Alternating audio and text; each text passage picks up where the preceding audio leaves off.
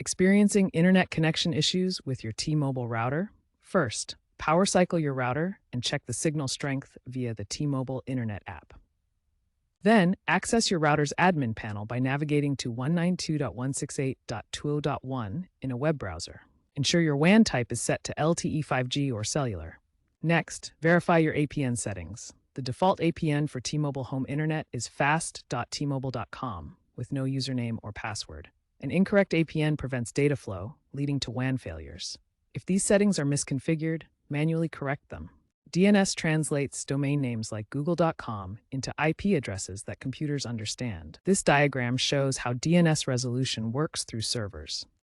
If you see page not found errors even with correct WAN and APN settings, DNS might be the issue. Your T-Mobile router defaults to T-Mobile's DNS servers, but public options like Google's can provide faster resolution. DNS caching can cause issues if outdated. Simply rebooting the router often fixes this. To change DNS, access your router's admin panel and look for DNS settings under Advanced or Network. Save changes and reboot for them to take effect.